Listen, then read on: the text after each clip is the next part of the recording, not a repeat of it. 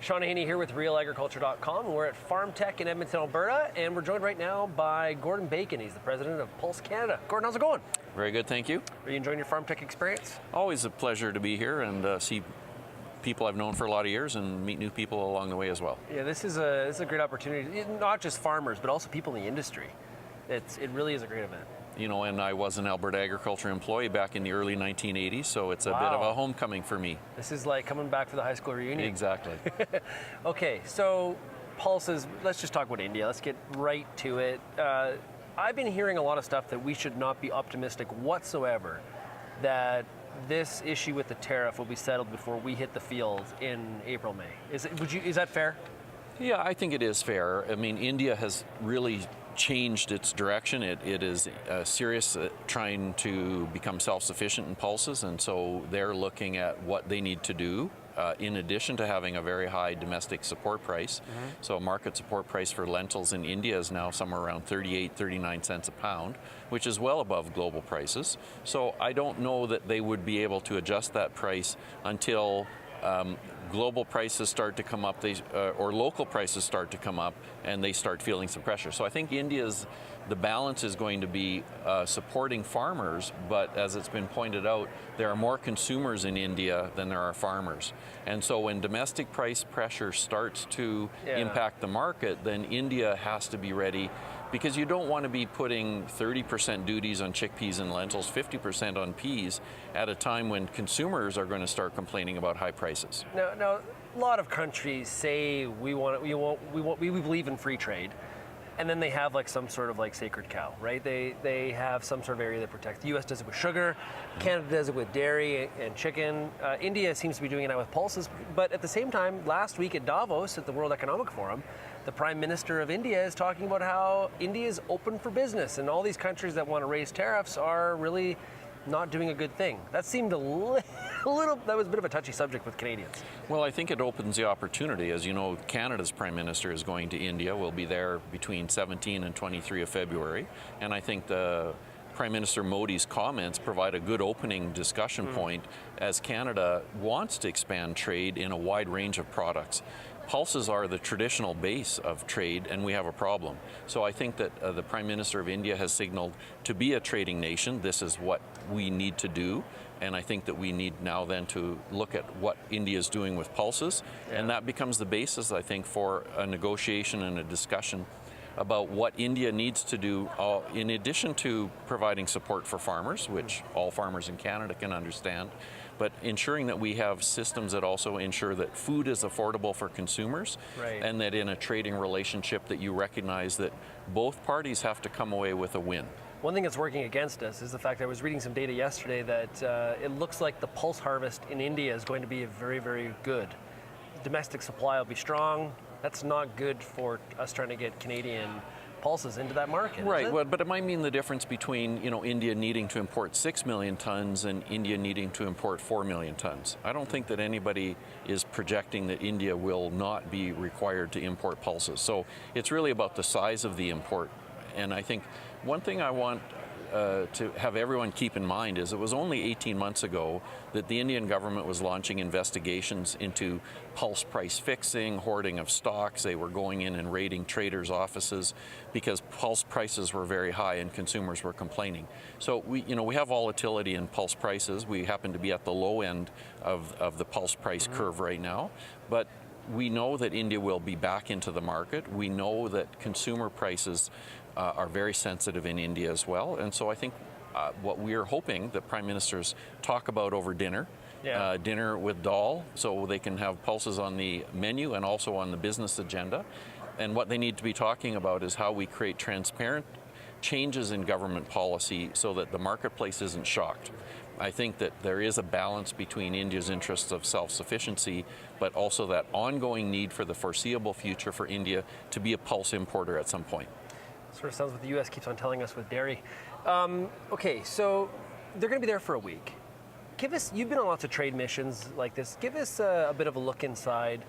How much will they actually be talking about pulses? There's a lot of things that Canada's obviously trying to improve trade with India in general. So agriculture is just a piece of it. But what does it actually look like, and what kind of discussions can we expect from this? Well, the question is what discussions are going on right now, because I don't think prime ministers ever sit down at a table and surprise each other with topics. Yeah, by the way. Yeah, there needs to be a lot of discussion ongoing right now. And of course, on issues like fumigation, which is one of the issues that needs to be on the table, India and Canada have had discussions for, well, 14 years. This is how long that's been going on. Why hurry? Why? And then the last year, we've had a policy paper in front of India that says Canada does not need to fumigate. So it's not a derogation, it's not an exemption from a policy that we're asking for. There is no requirement. So I think that what I'm hoping prime ministers and the advanced parties are talking about is the systems-based approach we have in Canada, which will allow Canadians to be exempt based on sound science from a fumigation policy. And I think, probably we've made a mistake over the last 14 years by, accepting this derogation. It implies that we had to fumigate, but we were given an excuse not to. Right. When in fact we should have been very adamant to say there is no requirement for fumigation from Canadian origins because we don't present a risk. So I think that would be one of the issues that I hope is high on the dinner table conversation is rules-based, science-based approaches to things like plant protection policy. And the second thing clearly has to be, we know prices will fluctuate in India. Demand is going to come back into the market. Are we going to continue to have a 50% import duty as pea prices start to rise?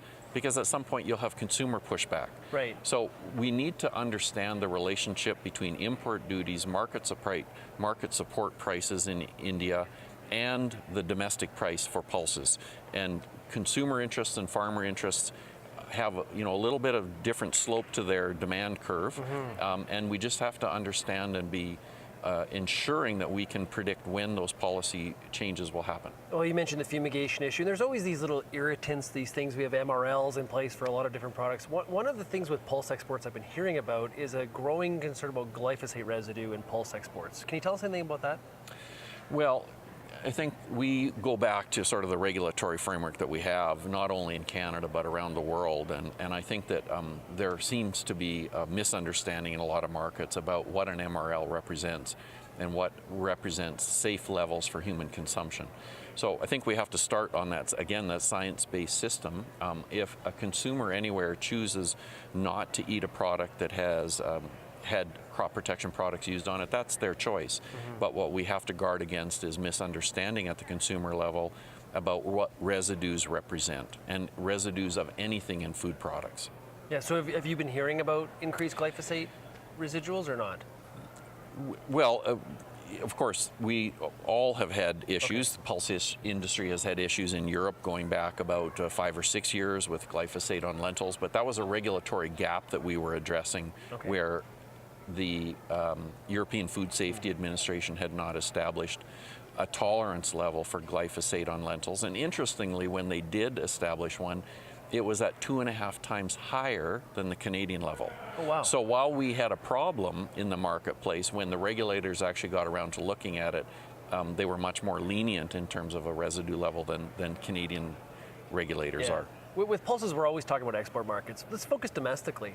Are we starting to consume more pulses domestically in Canada? Is that because we're a huge global supplier of this crop that's consumed around the world? Obviously, India is an important market along with some others. But what if we actually consumed a few more ourselves? Well, the answer is yes, but when you start at a very small level, you can have you can have a very big percentage increase and still have a small tonnage. And I think that's really where we are seeing growing interest, but we're not seeing that tonnage yet. Okay. The key word is yet. If you take a look at the announced investments for fractionation plants in Canada alone, it's $1 billion investment in infrastructure. That's in Canada, and that's, to me, is remarkable because this is sort of new business. It basically is saying that the demand in pet food and animal food for protein is growing, that pulses can play a role in meeting that demand, and it's not just Canada we're seeing investment in. You've seen Cargill announce a partnership with a pulse fractionator in the US. We've seen massive expansion in China. And that's just based on the demand of today. So I believe that we're going to continue to see pulses going into food for people and also pet food, and that this is going to be a growing part. We also see companies in the meat and animal protein milk business looking at and getting involved financially in plant protein businesses as well. Why? There's a cost factor. There are nutritional reasons why you might want to have some pea fiber and pea flour in your yogurt to add fiber that milk is not really known to be high in fiber. And in addition to cost, you're sort of looking at some of this growing interest on the environmental side. And again, it's about meeting consumers' wants and needs. I think it's important though. It's not one or the other. And I No, think a lot of absolutely times not. we get into Yeah. this fight because when I go to a beef conference, sometimes they don't talk with you plant protein people very. Yeah, right? Because it's absolutely. not one or the other. I'll give you an example where I went out with my wife for one of our favorite restaurants, and I had a pork tenderloin, animal protein, and the side dish was a heaping pile of lentils. There's a lot of protein in that meal, and I think it's not one or the other. No, absolutely not. And I think right now we're seeing in Europe 10% of the fluid milk market is plant milks, 90%. But there's a whole space in between where you could have fusion products, where you have combinations of plant and animal milks and plant and animal meat. So we can look at processed meat like hamburger or sausages, or areas where you have ground meat that could be mixed with other products. And again, you would sort of ask the question, why? Well, nutritionally, maybe it's looking at fat reduction, maybe it's cost reduction. There could be a number of reasons, but I really think that's an important point. It's not either or. Right. There's a whole area between 0 and 100 of product innovation opportunities. There is a huge amount of opportunity in the area of food innovation in terms of incorporation and a whole bunch of stuff like that. So, hey, Gordon, this was great. Great talking to you, and I really appreciate you making the time for us. Thank you.